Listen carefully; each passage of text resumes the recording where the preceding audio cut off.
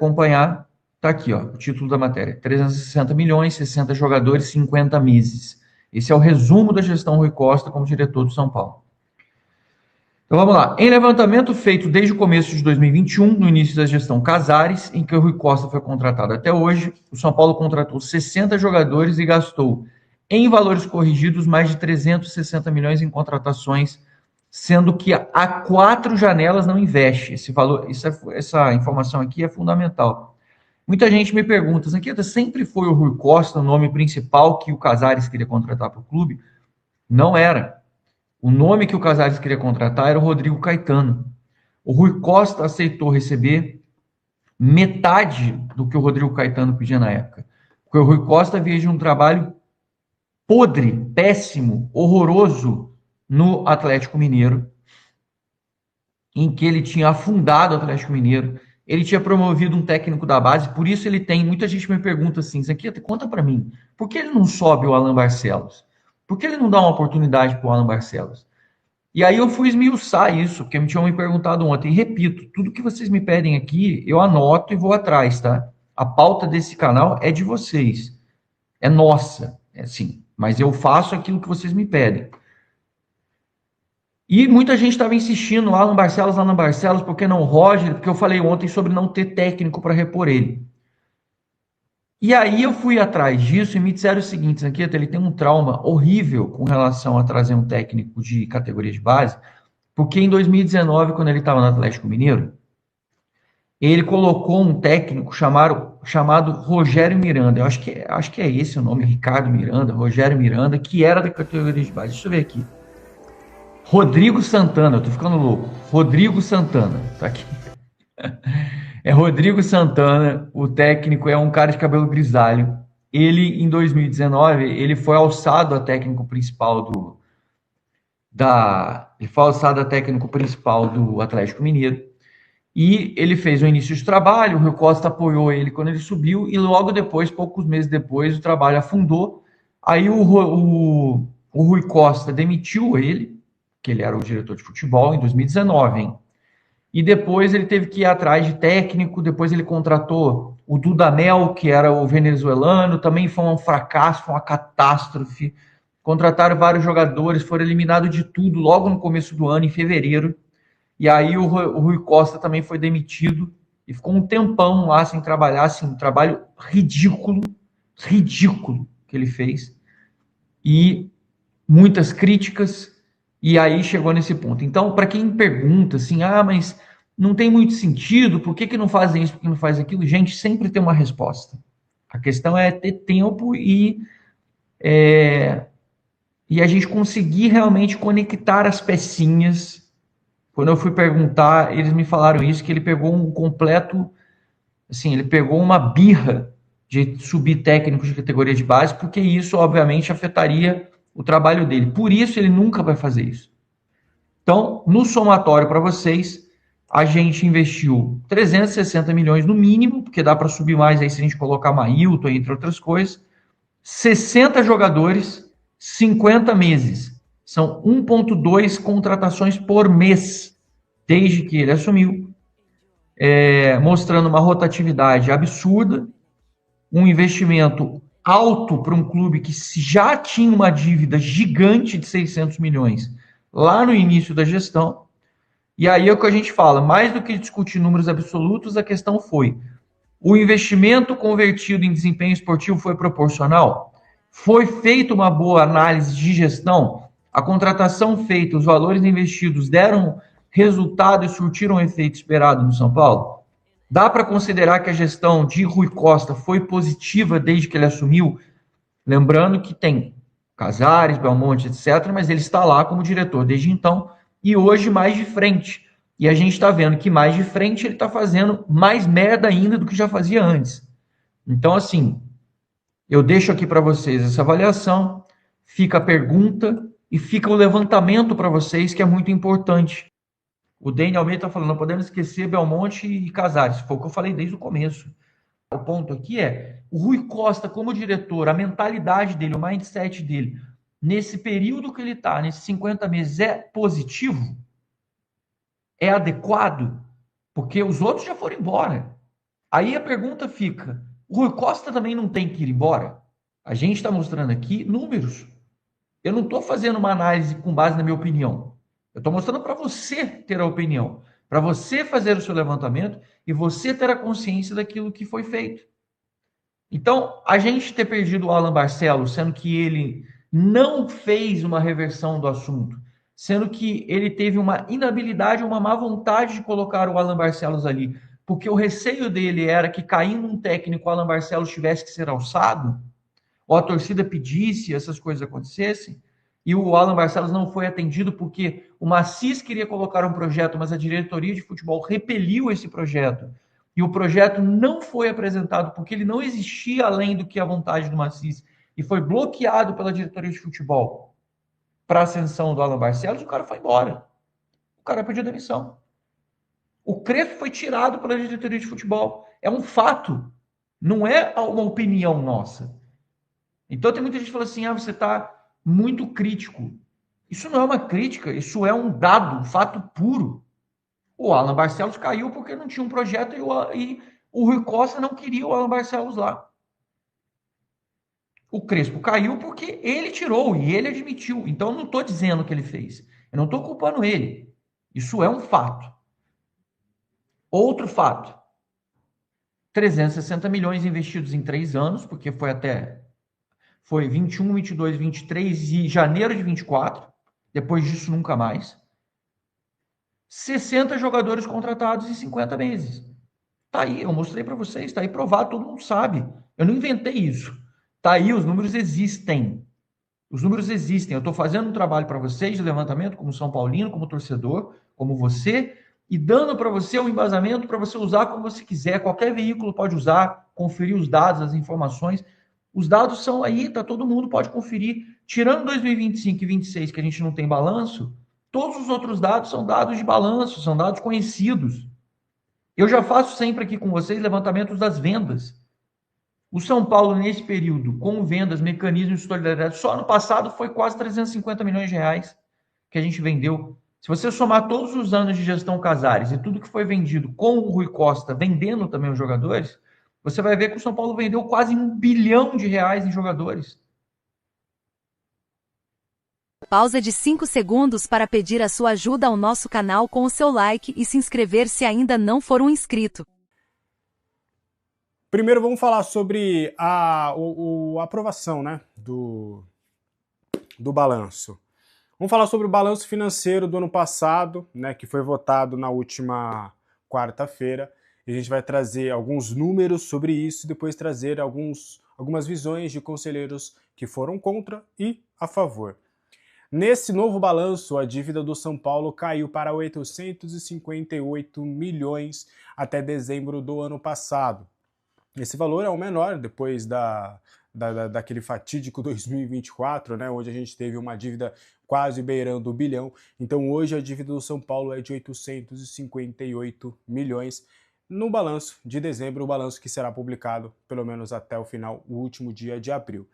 Nesse balanço também é importante constar que o São Paulo vendeu mais do que o dobro da venda dos atletas. São Paulo superou essa meta mais do que o dobro, chegou a 283 e esse valor obviamente ajudou para que o São Paulo conseguisse de fato ter esses valores, esse superávit de 56 milhões e esses valores na redução de dívida, o que mostra também uma incompetência por parte da gestão anterior, porque se fosse uma gestão realmente sustentável, você cumpriria com tudo e já que você teve mais do que o dobro em vendas, você fatalmente conseguiria uma redução da dívida maior. Mas como acabou tendo muitos gastos mais além da conta, um desequilíbrio financeiro, mas no fim das contas o São Paulo conseguiu essa redução da dívida, teve esse superávit e teve essa questão.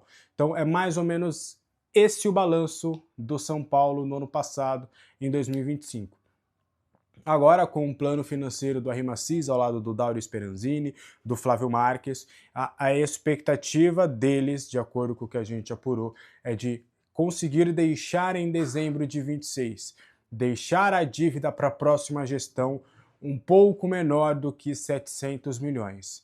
É uma meta ousada, a ideia é manter o superávit, quem sabe chegar num superávit até de 3 dígitos, e a ideia seria fazer esse pagamento de dívidas para que o São Paulo consiga aí ter uma saúde financeira para a próxima gestão em 2027. Então seria mais ou menos essa a ideia. Vamos aguardar as cenas dos próximos capítulos para entender de fato como é que isso pode acabar se tornando. Fato é que em 2 anos São Paulo pode reduzir a sua dívida de maneira drástica e pode, quem sabe, né, daqui a 3, 4 anos já ter ali uma situação financeira completamente diferente e poder voltar a brigar no mercado da bola por contratações, investimentos em jogadores, investimentos em infraestrutura. Então, apesar dos muitos pesares que a gente teve recentemente, acho que esse é um bom caminho, é um bom número, então é mais ou menos deste cenário.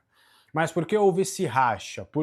Quais são as alegações de pessoas que querem aprovação e pessoas que queriam a desaprovação desses valores? É basicamente no sentido de que quem era contra, quem queria a reprovação deste número, desse balanço, basicamente alegava de que você tinha que vetar esses números justamente para você poder ter uma margem para você não corroborar com as ações do Casares, até porque há uma suspeita de desvio de dinheiro, então você estaria sendo cúmplice, você estaria aprovando um balanço que acabaria dando razão à gestão anterior. E aí você poderia usar também essa recusa do balanço para você usar o Casares como gestão temerária, para você levar o caso dele ao Conselho de Ética, e aí levando ele ao Conselho de Ética, você poderia ter uma expulsão do Júlio Casares. Então essa era a principal alegação das pessoas que queriam de fato que esse balanço fosse reprovado. Mas muitas pessoas, e aí a aprovação acabou sendo maior, muito porque na visão dessas pessoas a defesa é de que reprovando essas contas, isso seria mais negativo do que positivo, porque isso poderia impactar no São Paulo, no mercado. O mercado iria analisar o São Paulo de uma maneira completamente diferente, contratos precisariam ser revistos, investigações, ia ser uma questão para todos ali dentro de que a complexidade seria tanta, de fato, para essa questão da aprovação do balanço, que uma recusa poderia trazer mais malefícios do que benefícios. Então, por conta disso, a ideia foi justamente de você poder fazer essa aprovação para que o São Paulo não tivesse essa mancha, talvez, que a gente pode se dizer assim, no mercado, porque aí ia ficar difícil conseguir mais empréstimos. O mercado, no momento, por exemplo, o São Paulo está querendo rever todos os contratos.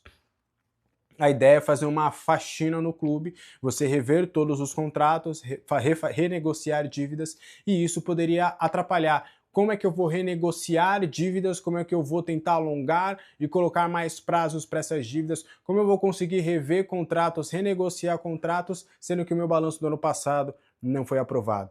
Então isso para o mercado fica muito negativo. Então a ideia deles era justamente nessa, de você, cara, vamos aprovar, porque senão vai dar um BO gigante, vai ser bem mais negativo, então a gente precisa que isso aconteça. Então foi mais ou menos nesse cenário, são essas as alegações.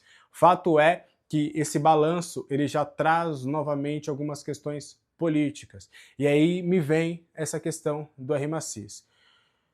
O Macis ele precisa tomar cuidado com quem ele tem ouvido, com quem tem sido aliado a ele.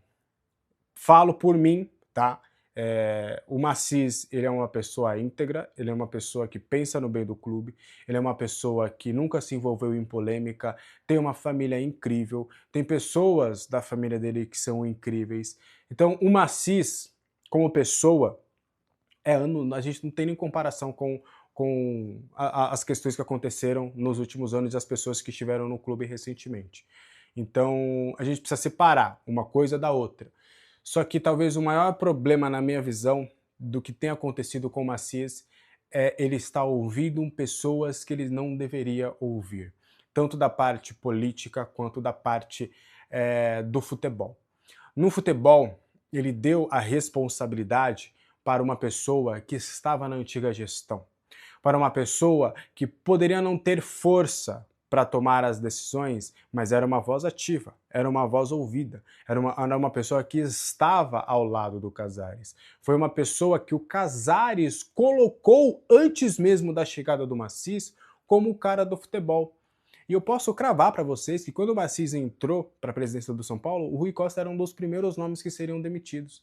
Só que acabou não sendo porque o Rui Costa conseguiu convencer e conquistar o Massis no dia a dia, a ponto do Massis chegar e falar, pô, esse é meu cara de confiança no futebol, esse cara que vai estar comigo no futebol, esse cara que vai tomar as decisões. Mas assim, gente, até agora, por mais que tenha esses problemas de relacionamentos com o grupo, por mais que poderiam ter problemas em treinamentos, por mais que as alegações que eu ouvi, e eu entendo as alegações, mas eu não concordo mesmo assim com a decisão. Eu entendi, fez sentido na minha cabeça, e eu trouxe a informação completinha para vocês. Mas você precisava se expor dessa forma? Você precisava ter dado ouvidos a essa pessoa? Você poderia ter, olha, não tô com você nessa, você é meu cara do futebol, mas a resposta é não. Porque quem manda nessa porra sou eu que sou o presidente. Eu não tenho como eu demitir um técnico que a torcida tá adorando, que até agora tá fazendo um trabalho. Porque, gente, cá entre nós, o ano do Crespo, até o Crespo pegar o time, era um ano positivo.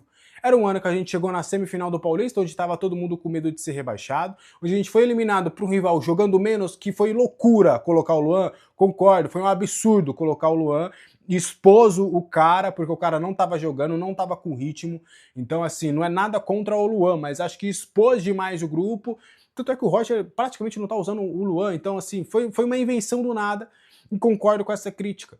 Mas assim, você colocar a escalação que o Crespo colocou, só que mesmo assim, a gente foi eliminado também muito por um erro de arbitragem, porque estava 1-0 e se era o pênalti convertido, era 1-1. Cara, cá entre nós, e o Crespo entregou o time na segunda colocação com a mesma pontuação do primeiro colocado.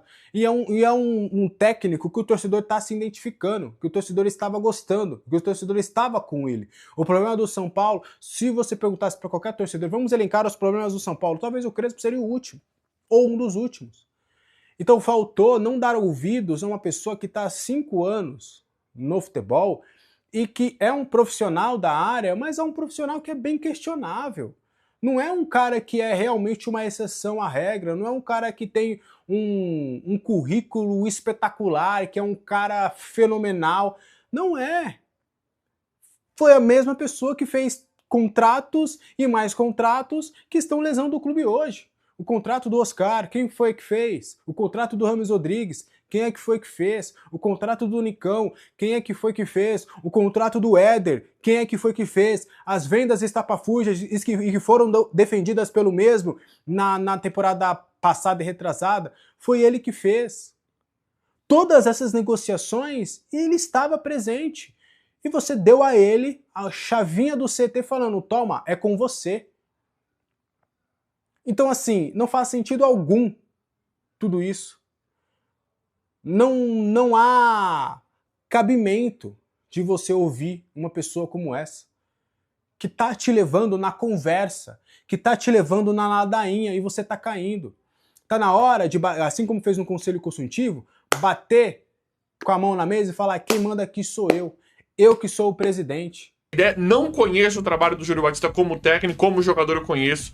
Começou mal na carreira. Eu não gostava do Júlio Batista no começo, depois ele melhorou muito. Eu não era muito fã dele no São Paulo. Acho que poucos vão lembrar dele jogando bola, né? Mas no começo eu não gostava, achava ele meio grosso. Depois ele apurou demais a técnica dele. Tanto que ele foi pra grandes clubes, né? Tanto que ele foi pra grandes clubes gigantescos. Ele foi um dos caras que melhorou. Ele não começou um craque, ele começou um jogador muito forte. E ali, pra mim, ele faltava técnica. Depois ele melhorou muito na carreira a questão técnica, ele virou outro jogador. Uma curiosidade aí em volta do Júlio Batista, né? E o Júlio Batista gerou um nome muito forte, muito bom, mais forte que o Adam Barcelos. Acho difícil acontecer com o que aconteceu com o Adam Barcelos com o Júlio Batista. Se acontecer alguma movimentação, acho que vai acontecer tipo igual o Alex. Ele vai pegar e vai sair e vai para um outro clube. Não um clube, vai assumir um clube como técnico e treinador oficial, né? Não da grandeza do São Paulo, né? Mas ele poderia ir para um outro clube oficial. Ser técnico oficial. Mas Mas tem uma conversa que não passa credibilidade hoje, né? A gente... eu tô trazendo a notícia pra vocês aqui, mas qual credibilidade que passa o que eu vou falar, o que eu acabei de ver, né? Que a gente acabou de receber a notícia, e o que eu vou falar aqui. Falam que a ideia é o Júlio Baptista futuramente assumir o comando técnico do São Paulo profissional. Beleza, e daí? Falaram a mesma coisa com o Alan Barcelos. Ele ia ser integrado na comissão técnica do Hernan Crespo. Isso não aconteceu. Chamaram o Roger Machado. Então, o que adianta? Eu tô passando a informação pra vocês, mas isso vai se concretizar? Eu não sei. Eu não sei se seria legal ou não. Precisamos ver como é que vai ser o Júlio Baptista, né? Mas qual a credibilidade dessa informação hoje, comparando com o que acabou de acontecer, por exemplo, com o Alan Barcelos? Então vamos torcer, né? Vamos torcer pro Júlio Baptista ser muito bom pra base. Se um dia ele for capaz o suficiente pra assumir o comando técnico do São Paulo, olha que bacana que seria. Um cara que tem muita identificação. Eu gosto do Júlio Baptista. Eu gosto da persona ali, né? Da figura Júlio Baptista. Eu gosto, tenho carinho pelo Júlio Baptista. Um cara bem bacana, né? Infelizmente não conheço pessoalmente, mas tudo que eu vi ainda mediaticamente, um cara sempre bacana, né? Um cara sem novidades, né? E o Roger Machado tá pra ser demitido. Quem saiba, o Júlio Baptista não assume daqui a pouco, né? Te digo, como assim? Do que você tá falando? Pode ser que o Júlio Baptista assuma. Eu acho que seria interessante, porque o Roger Machado tá demitido. A gente só não sabe quando, né? Mas que ele já tá demitido, ele tá. Se ele não ganhar um brasileiro aí, né? O Copa do Brasil, ele tá demitido. Se ele perder os 3... Acho que nem ganhando a torcida quer ele, já tá super pressionado, ele tá fora, né? Tá fora. Só um milagre pro Roger Machado continuar no São Paulo. Acho que o Júlio Baptista poderia assumir... que tem o Milton Cruz, né? Mas o Júlio Baptista poderia assumir alguns jogos antes de contratar o técnico. Isso poderia acontecer. Mas também tô falando aqui de forma muito aleatória mesmo, muito esporádica. Isso, se vocês perguntarem pra mim, o que você acha? Eu acho difícil nesse momento acontecer, tá? Galera, novidade maravilhosa, Rian, Francisco e Paulinho, daqui a pouco estarão de volta, estão se recuperando muito bem. Novidade, assim, simplesmente espetacular, porque são 2 garotos da base que o São Paulo precisa agora no time profissional, no time titular, não é brincadeira. Cauli, Luciano e Caleri. O Lucas machucou, jogou o Cauli, Luciano e Caleri. São muito pesados. Não é que eles são pesados, eles são lentos, não são jogadores velozes. Eu gosto do Cauli na meia, mas ele é um jogador de mais cadência, precisa de cara rápido pra jogar junto com o Cauli. Luciano, a mesma coisa. O Caleri, tudo bem que ele é centroavante. O centroavante não precisa ser um velocista.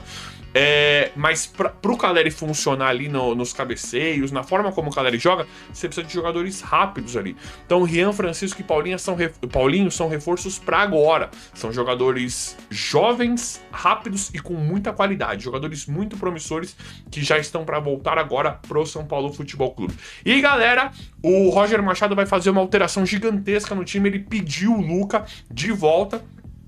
Pediu o Luca para o Luca, ele foi convocado para a seleção sub-20. E aí o São Paulo, né, o Roger Machado pediu, e o São Paulo junto à CBF pediu a liberação do Luca pro Roger Machado usá-lo. Olha que bacana, né? E aí, cadê o Ferreirinha? Né? Tem que ter vergonha na cara, né, Ferreirinha? Eu sempre tentei defender você aqui, hoje não dá pra defender nada, não está jogando absolutamente nada. E aí o Roger pedia a liberação do garoto da seleção do Sub-20, a liberação pra integrá-lo no time profissional. Isso nos dá muito indício que ele vai usar ponta sim. E aqui é muito plausível, é muito pertinente essa conversa. Pra mim é muito lógica essa conversa, porque fica claro, o Roger Machado sabe, né, que ele tá demitido. Então acho que é o tiro de Minerva, né? Acho que é a tentativa, ele vai tentar alguma coisa diferente. Ele pensou, já que eu tô demitido, vou tentar alguma coisinha. E aí ele entendeu, né? Ele percebeu que é um movimento prático e óbvio, mediante todo aquele discurso bonito dele, né? Bonito ironizando, né? Mas que ele, a paralela, como é que é?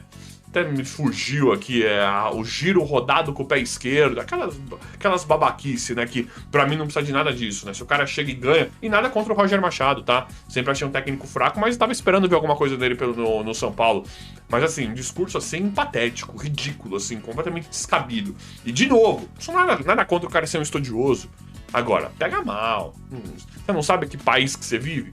Brasilzão assim não funciona assim no futebol. Nada contra o cara ser estudioso, né? Só que assim, você chega numa derrota. Ele não sabe que o bicho já tá pegando pro lado dele. Que o Rui Costa, de forma muito irresponsável, trouxe um treinador que não poderia ter vindo. Aí fala aquilo. Enfim, isso tudo a gente já tá muito batido, a gente já sabe. Só que agora ele quer o Luca. E aí, pode ser muito bom pro time isso. Porque ele já viu que não vai adiantar.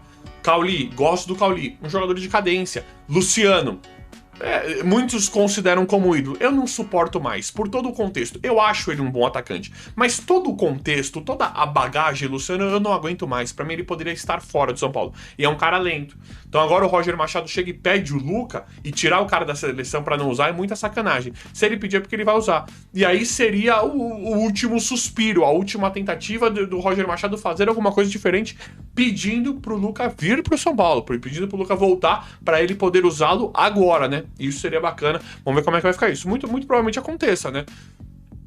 São Paulo pedindo para liberar o garoto, isso pode acontecer, mas eu vou atualizando vocês. Galera, tem 3 jogadores sondados que podem deixar o São Paulo. Só que eu acho que é importante da gente falar também que não é muita novidade envolvendo o Bobadilla e Ferreirinha, mas tem o Tapia também. Tapia tem interesse da Europa. Falam que ele custa, tem um valor aí de aproximadamente 7 milhões de euros. Imaginem vender o Tapia por 5, 6, 7 milhões de euros. Seria um sonho, né? Tapia que é um jogador esforçado, acho que não deixaria saudade nenhuma. Bobadilla também tem interesse da Europa e está avaliado em 8 milhões de euros. Esse aqui eu acho que o São Paulo conseguiria uma grana maior ainda. O São Paulo acho que poderia pedir 10, 12 de euros, né? No mínimo, no mínimo. Poderia pedir porque o Bobadilla é um jogador novo, um jogador promissor, hoje um jogador titular e importante para o São Paulo e que sempre despertou muito interesses de vários outros clubes. Então fica sempre essa questão de uma possível saída do Bobadilla. Agora tem esses rumores e sondagens pelo Tapia e tem também pelo Ferreirinha. Ferreirinha também tem coisa grande do Besiktas. Tem outros clubes da Europa também, mas tem o Besiktas muito forte. Ferreirinha tem um valor aí aproximado de 8 a 10 milhões de euros para venda. Hoje, sempre gostei do Ferreirinha, sempre quis ver o Ferreirinha titular. Hoje eu não me importaria se o Ferreirinha saísse do São Paulo.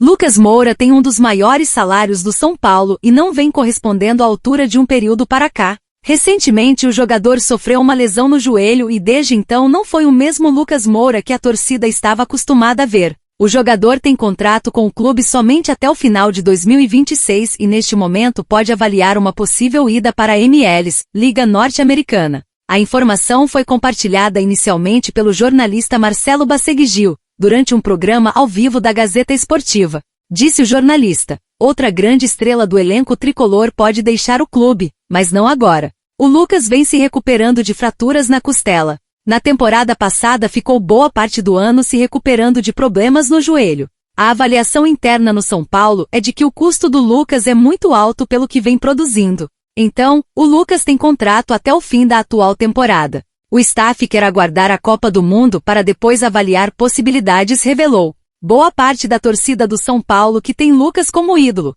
Ver que o atleta não é mais o mesmo e pede a sua saída para abrir espaço na folha salarial visando um novo reforço de peso para o clube. Mas você que assiste a esse vídeo, também apoia a saída de Lucas? Deixe sua opinião nos comentários.